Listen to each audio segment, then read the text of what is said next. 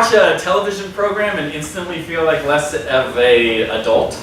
I was grazing through the channels last night, and I ended up on the Food Network, which happens a lot. And I was watching Chop Jr., which I don't know if you guys have seen this. It's these little wiener kids battling for culinary supremacy. I mean, who are these kids? I mean, I'm still not really sure what a vinaigrette or a risotto is, and these kids are perfectly grilling steaks and making wine reductions.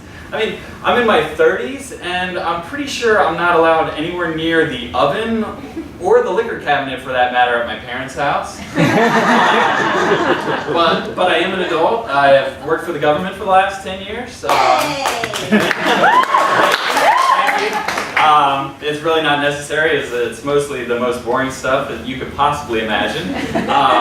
My friends who are creative types by trade, graphic designers and such, when I tell them that generally my only break from analyzing data is presenting about said data, I generally get the but thankfully I have a passion for Excel sheets and overhearing personal phone conversations. So, us government employees, we get a bad rap sometimes, but I'm here to tell you there's more than meets the eye. Just the other day I walked into the bathroom and I heard loud snoring coming from one of the stalls. You want to talk about multitasking? Time management? I mean, I had a coworker who managed to make it to the wharf and back during her lunch hour with a trash bag full of crabs. And I walked into our office like, it doesn't normally smell like death in here, and tracked the odor to a cubicle where sits this woman triumphantly cracking crabs with a small wooden engraved hammer. Now this is someone that's probably worked for the government for at least 20 years at this point. And to make matters worse, the woman in the cubicle next door was deathly allergic to shellfish, and her fingers started swelling up, and she started having trouble breathing and had to frantically leave for the day.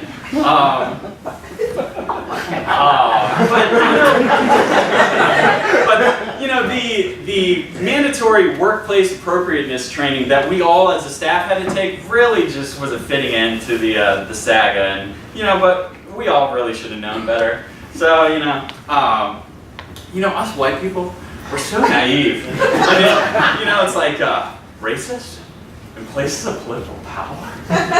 Not on my watch, okay? But seeing these people, seeing the battles between the white supremacists and the Nazis, someone's got to put a stop to this white on white crime. We need a song of peaceful unity, something like, if your skin is white, it's alright not to fight, just brainstorming. Seriously, screw the Nazis. I know that's a really dangerous thing to say around here. There's a lot of Nazis who are really into local theater. That being said, if there was an all-Nazi improv troupe, it definitely would be called "I'll Have What He's Having." Alrighty then.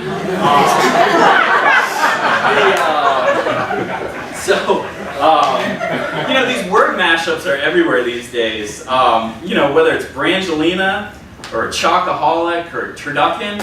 I mean, our society can't get enough of them. Well, you know what? I can.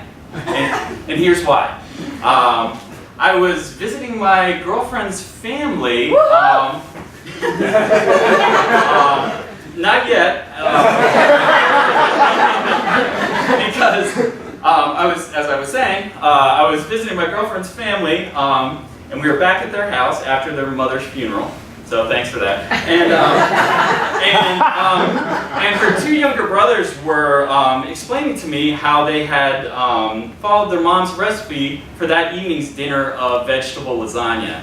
I had some questions about the dish, but unfortunately, when I went to ask about their mom's vegetable lasagna, a mashup occurred somewhere between my brain and my mouth, and I ended up asking about their mom's vagina. And that's why I'll never say the word spork again. Thanks. I'm Mike.